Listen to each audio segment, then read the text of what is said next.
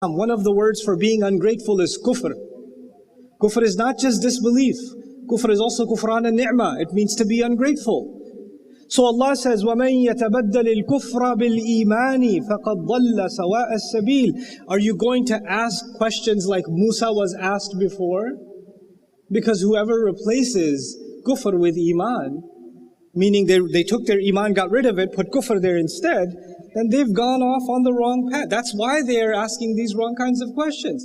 This is a crisis because now, because of the devices that we have, Snapchat, TikTok, Instagram, Facebook, YouTube Shorts, new idea, new idea, new idea, new idea, constantly being bombed with new ideas. And with every new idea, you have different kinds of questions. And then you say, Islam doesn't have the answer.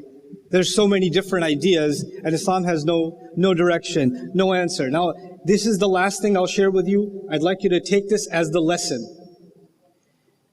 We all have questions. We're human beings. You can't help it. There's no way you can stop your mind from having questions. But try this for me. Take all of your questions, and you take a shelf in your brain, and you put them in the shelf, and you lock the shelf. Close it.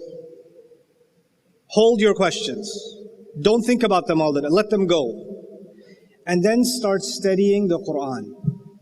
Study the Fatiha. Study Baqarah. Study Ali Imran. Take time, even if it's little, 30 minutes a day, 20 minutes a day. But study Allah's book and think about what Allah is saying. Think about what Allah... Don't think about it from the point of view of your question. I'm looking for the answer to my question. Let me see if I find it. No. Your questions are on pause. They're in the fridge. Let them get cold. Your focus is on what Allah is saying. And you know what's going to happen? So many of your questions will start disappearing. Because you'll realize those questions were pointless. There was no purpose to them. When Musa alayhi salam was asked, what color cow? There was no point to that question. When he was asked, is it a young cow or an old cow? There was no point to that question. There was no reason to ask that question. When the Quraysh said the Prophet ﷺ, isn't he a poet? Isn't he a magician? Isn't he? They asked all these questions. Allah didn't answer any of those questions. They say this, leave them alone. They say this, leave them alone. There are so many places in the Quran where people ask a question, Allah doesn't even answer it. أَإِذَا كُنَّا عِظَامًا وَرُفَاتًا أَإِنَّا لَمَبْعُوثُونَ خَلْقًا جَدِيدًا.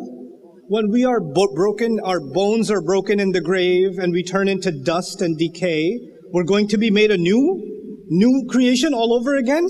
I'm going to be brought back to life? How? This is a question they asked. Allah said, قُلْ كُونُوا حِجَارَةً أَوْ حَدِيدًا. Go turn into metal. Go turn into a stone. I'll bring you. That's not an answer. That's like, this is a stupid question. It doesn't deserve an answer. So what does Allah do when you study the Quran? He guides your questions.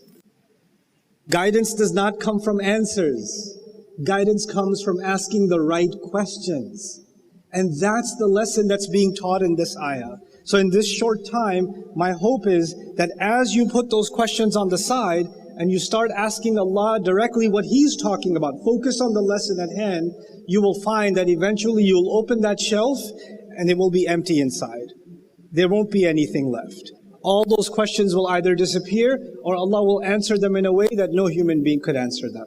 That is the gift that Allah has given us in the Quran.